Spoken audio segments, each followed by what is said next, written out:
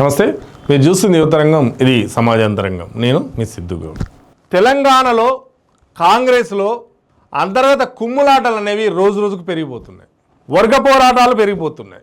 ఒక జిల్లాలో ఉంటే అక్కడ జిల్లాలో ఉన్న ఎమ్మెల్యేలు కూడా 2-3 వర్గాలుగా ఉండి మాట్లాడుతున్నారు. ఒక ఎమ్మెల్యే విషయాల్లో ఒక ఎమ్మెల్యే కాన్స్టిట్యూన్సీలో ఇంకో మంత్రి అక్కడికి వెళ్ళడం, లేదంటే ఇంకో ఎమ్మెల్యే అక్కడికి వెళ్ళడం, అక్కడ ఉన్న గ్రూపులను ప్రోత్సహించడం, ఇలా కాంగ్రెస్లో కొంచెం ఘర్షణ వాతావరణం అనేది అయితే పెరిగిపోతుంది. ఈ పెరిగిపోతున్న తరుణానికి తోడు ఈ గ్రూప్ రాజకీయాల వెనుక కూడా సీఎం రేవంత్ రెడ్డి ఉన్నాడు అనేది ఆ కాంగ్రెస్లో ఉన్నటువంటి ఒక అసంతృప్తి వర్గాల ఫిర్యాదు. ఈ ఫిర్యాదు ఏఐసిసి అధ్యక్షుడు మల్లికార్జున ఖర్గే వరకు వెళ్ళింది. ఖర్గే వరకు వెళ్తే ఖర్గే అసలు ప్రభుత్వం నడుస్తున్న విధానం ఏంటి, పార్టీ నడుస్తున్న విధానం ఏంటి, పార్టీకి ప్రభుత్వానికి మధ్య విఘాతం ఎక్కడొచ్చింది, ఈ గ్యాప్ ఎక్కడిది, ఈ గ్యాప్ను పూడ్చాలంటే మీరు కూర్చొని మాట్లాడడం కాదు, ఇకపైన ఢిల్లీ నుంచి మేమే కోఆర్డినేట్ చేస్తాం, మేము చెప్పినట్టే ప్రభుత్వం అయినా వినాలి, మేము చెప్పినట్టే పార్టీ అయినా వినాలి. ఎందుకంటే పార్టీకి నష్టం జరిగేటువంటి చర్యలు మున్ముందు కనిపిస్తున్నాయి, పార్టీకి నష్టం కలిగేలా నాయకులు వ్యవహరిస్తున్నారు. కాబట్టి ఖచ్చితంగా పార్టీని ఢిల్లీ నుంచే మేము కోఆర్డినేట్ చేస్తాం. కాబట్టి సీఎం అయినా మా మాట వినాల్సిందే, లేదంటే పిసిసి ప్రెసిడెంట్ అయినా మా మాట వినాల్సిందే. అక్కడ నాయకులు ఎమ్మెల్యేలైనా ఖచ్చితంగా ఏఐసిసి ఆదేశాల మేరకే నడవాల్సింది అని చెప్పి ఖర్గే ఒక ఘాటైన చురుకు పెట్టడం జరిగింది. ఈ నేపథ్యానికి అసలు కథ ఏంటంటే, గతంలో జరిగినటువంటి తెలంగాణ పిసిసి ఇన్ఛార్జిగా ఉన్నటువంటి మీనాక్షి నటరాజన్ వ్యవహారం ఏదైతే ఉందో, ఆ వ్యవహారంలో సీఎంకు సంబంధించినటువంటి సన్నిహితుడే నటరాజన్కు సంబంధించినటువంటి ఒక ఆధారం లేనటువంటి విషయం బీజేపీకి లీక్ అయిందనేటువంటి విమర్శలు కూడా వచ్చాయి. కాబట్టి ఇక్కడ జరుగుతున్నటువంటి సీఎం వ్యవహారం కూడా ఏక ఛత్రాధిపత్యంగా వివరించేటువంటి అవకాశం కనిపిస్తుంది. పార్టీలో ఉన్నటువంటి సీనియర్ లీడర్లను కలుపుకపోవడం లేదు. కాబట్టే ఇక్కడ పార్టీ అనేది దెబ్బతింటుంది అనేది మల్లికార్జున ఖర్గే ఒక నిర్ణయానికి వచ్చినట్టు తెలుస్తుంది మనకు.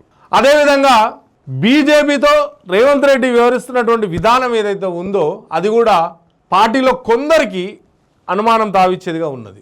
ఇక్కడ కూడా మరి రేపొద్దున షిండే రాజకీయాలు జరుగుతాయా? తెలంగాణలో కూడా రేపొద్దున పార్టీ అధికారం కోల్పోయే ప్రమాదం ఉందా? తెలంగాణలో కూడా పార్టీకి ఇబ్బంది కలిగేటువంటి చర్యలు జరుగుతాయా అనే ఒకంత అనుమానంతో ఏఐసిసి రేవంత్ రెడ్డిపై ఉన్నట్టు ఒక సమాచారం తెలుస్తుంది.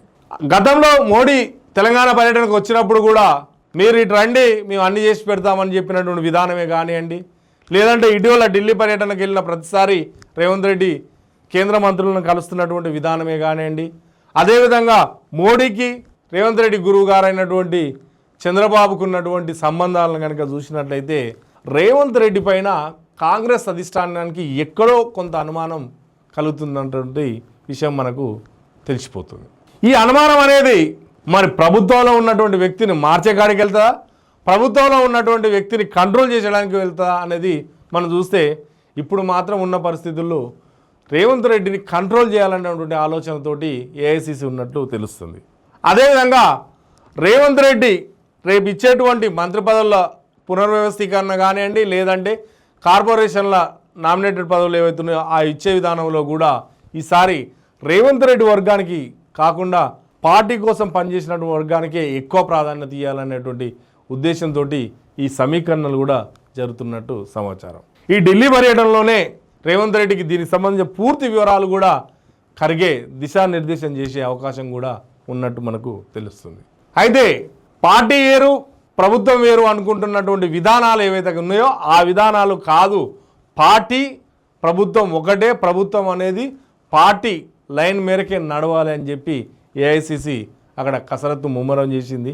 ఆ కసరత్తు ప్రకారమే తెలంగాణలో ఉన్నటువంటి ప్రభుత్వాన్ని నడిపించే విధంగా చర్యలు మొదలుపెట్టింది అన్నట్టు సమాచారం తెలుస్తుంది. చూద్దాం కాంగ్రెస్లో ఇంకెన్ని మార్పులు జరుగుతాయో. యానికి కాంగ్రెస్లో అంతర్గత ప్రజాస్వామ్యం ఎక్కువ అంటారు, కానీ వచ్చిన అధికారాన్ని నిలబెట్టుకోవడం కోసం అంతర్గత ప్రజాస్వామ్యం కాదు, ఐక్యత కూడా ముఖ్యమే. ఇది ఈరోజు టాపిక్. నమస్తే.